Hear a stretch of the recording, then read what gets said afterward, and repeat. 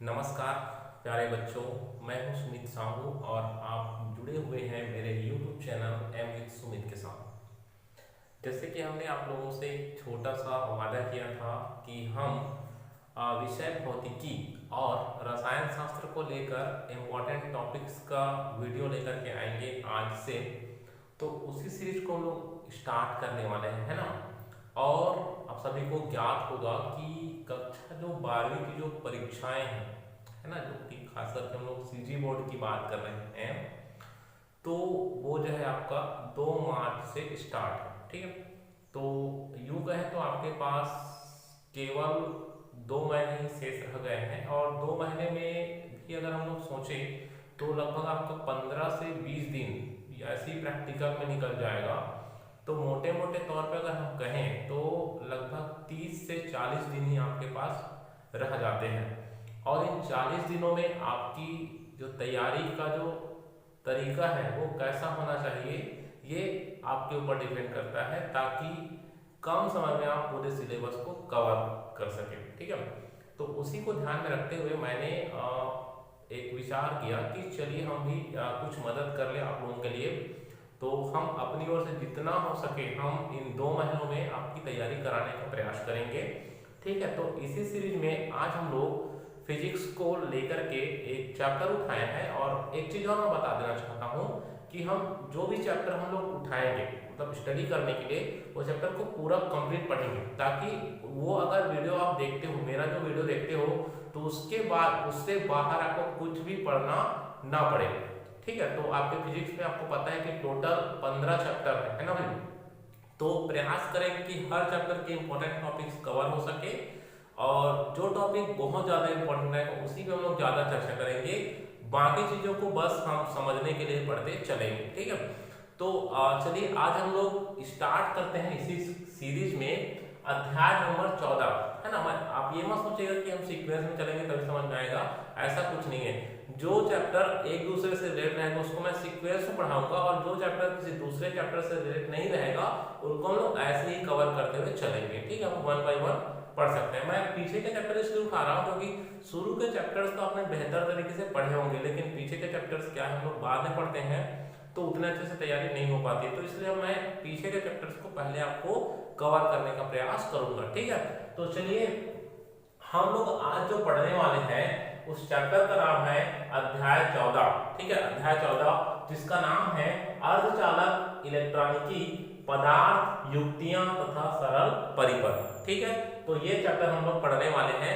सबसे पहले ये जान लेते हैं कि यहाँ से कितने अंक के प्रश्न पूछे जाएंगे आपको और वो प्रश्न जो रहेगा वो कितने कितने अंक के पूछे जाएंगे। ठीक है, तो चलिए सबसे पहले ये जान लेते हैं कि यहाँ से जो टोटल जो प्रश्न आएंगे, यहाँ से टोटल 3 प्रश्न पूछे जाएंगे। कितने प्रश्न पूछे जाएंगे? 3 प्रश्न। ठीक है, जिनमें से 1 अंक का आपको पूछा जाएगा एक प्रश्न। ठीक है, 1 अंक के 1 प्रश्न पूछे जाएंगे और 3 अंक के आपको पूछे जाएंगे 2 प्रश्न।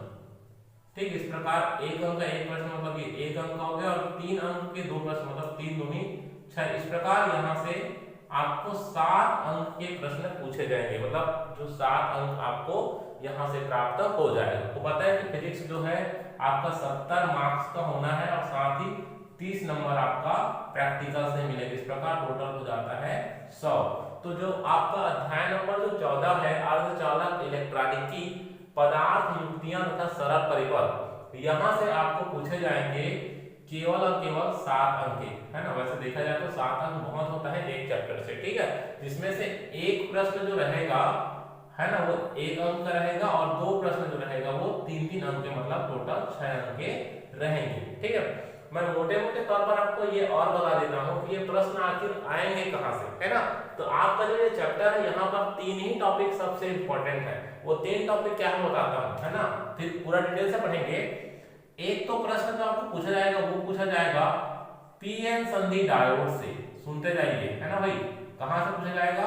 पीएन संधि डायोड से पूछा जाएगा। दूसरा जो प्रश्न पूछा जाएगा आपको ट्रांजिस्टर से। कहाँ से? ट्रांजिस्टर से। और तीसरा जो प्रश्न पूछा जाएगा, एक प्रश्न वो पूछा जाएगा आपको लॉजिक गेट से, है ना। 3 प्रश्न पूछा जाएगा, उनमें से एक रहेगा आपका पीएन संधि डायोड से, चांस ऐसे ही बनता है। एक प्रश्न पूछा जाएगा ट्रांजिस्टर से और एक प्रश्न जो पूछा जाएगा गेट से। मेरी बात ध्यान से सुनिए, आप इस चैप्टर को मेरे साथ पढ़िए। अगर आपने बिल्कुल भी नहीं पढ़ा है तो और अच्छी बात है मेरे लिए, क्योंकि मैं बेसिक से बताऊंगा। आप एक से अधिक को पढ़ोगे तो उससे तो क्या है, कंफ्यूजन हो सकता है। तो ये 3 टॉपिक है जहां से आपको प्रश्न पूछे जाएंगे, ठीक है। बाकी अब ऐसा नहीं है कि हम केवल इन्हीं 3 टॉपिक को पढ़े, है ना भाई।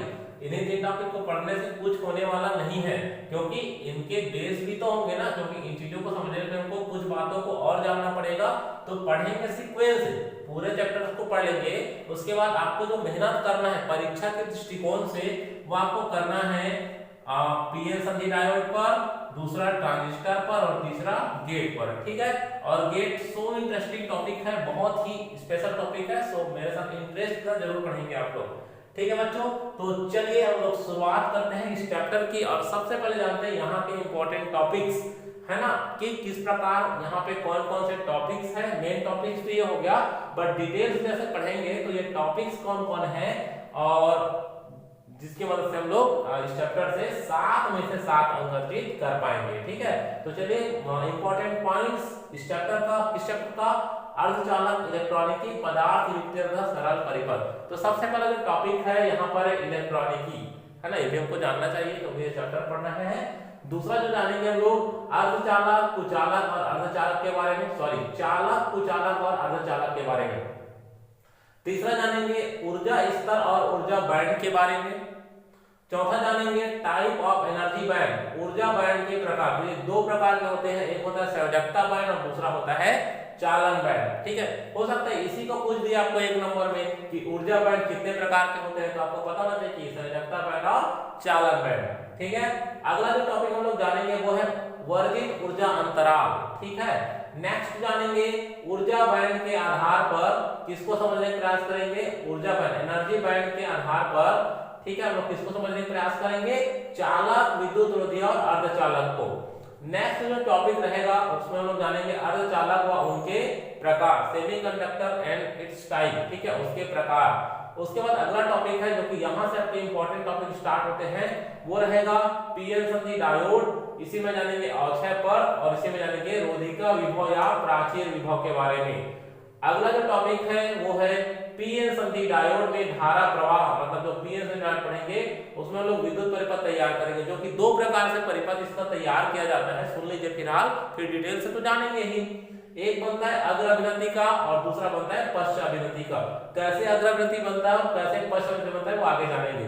इसके बाद जानेंगे पीएन संधि डायोड का दिष्टकारी की तरह उपयोग। एक बात सुन लीजिए, पेपर में एक बार पूछा गया था, एक दिष्टकारी का नाम बताइए, आपको लिखना था वहां पर पीएन संधि डायोड, क्या लिखना था, पीएन संधि डायोड। आगे जानेंगे कि दिष्टकारी होता क्या है। फिलहाल मैं टॉपिक्स बता रहा हूं, इनको अपनी कॉपी में नोट कर लीजिएगा। नेक्स्ट जो टॉपिक है वो है संधि ट्रांजिस्टर। क्या है, संधि ट्रांजिस्टर, क्या होता है संधि ट्रांजिस्टर, इसके बारे में भी जानेंगे, ठीक। और यहाँ से भी आपका एक सवाल बनेगा, तो ये थोड़ा लॉन्ग मतलब टॉपिक है, मैं हालांकि यहाँ पे हेडिंग्स बस डाल दिया हूँ। अगला जो टॉपिक हम लोग पढ़ेंगे logic gate, most important topic इस चैप्टर का लॉजिक गेट। और ये सारा चीज पढ़ने के बाद हम लोग यहाँ से ये जानेंगे कि यहाँ से किस प्रकार से प्रश्न बन सकते हैं। फाइनली मतलब लॉजिक गेट तक पढ़ने के बाद हम लोग ये जानेंगे, मैं बताऊंगा आप लोगों को कि यहाँ से प्रश्न किस प्रकार बनेंगे और उनके आपको आंसर किस प्रकार से लिखने होंगे। और अगला जो टॉपिक वो रहेगा, हम लोग बोधात्मक और तथ्यात्मक प्रश्नों का एनालिसिस करेंगे, क्योंकि आपके जो अध्याय 14 है या चाहे वो कोई भी चैप्टर हो, फिजिक्स में कुछ सवाल जो कारण बताइए ऐसा टाइप का जो सवाल रहता है वो बोधात्मक एवं तथ्यात्मक प्रश्नों से पूछे जाते हैं।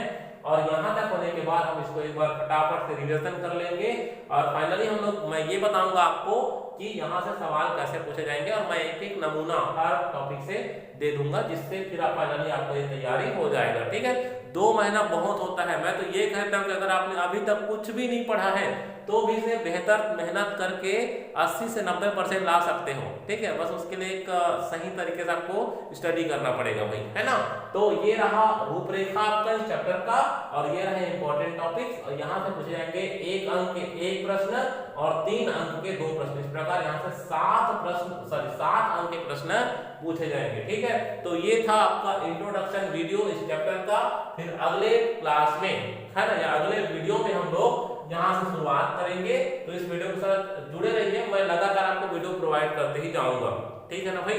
तो मैं वीडियो को छोटा छोटा बनाऊंगा ताकि आपको बेहतर तरीके से समझ आए। ठीक है, तो आशा करता हूँ कि ये वीडियो आपको अच्छा लगा होगा, कुछ ना कुछ तो सीखने को मिला होगा। ठीक है, तो वीडियो को जल्दी से शेयर करें अपने मित्रों के बीच। अगर मेरे चैनल के साथ पहली बार जुड़े तो चैनल को सब्सक्राइब करके बेल आइकन को प्रेस कर दीजिएगा, ऑल बटन को। ठीक है, तो मिलते हैं अगले क्लास में, जिसमें हम लोग जानेंगे इलेक्ट्रॉनिकी के बारे में। तो यहाँ से हम लोग स्टार्ट करेंगे ये चैप्टर को, और धीरे धीरे करके जितना जल्दी हो सके इस चैप्टर को फिनिश करेंगे, क्योंकि हमको टोटल कितने चैप्टर कवर करने हैं, लगभग 15 चैप्टर। ओके बच्चों, ठीक है, तो ऑल द बेस्ट, मिलते हैं नेक्स्ट क्लास में। तब तक के लिए धन्यवाद, बाय।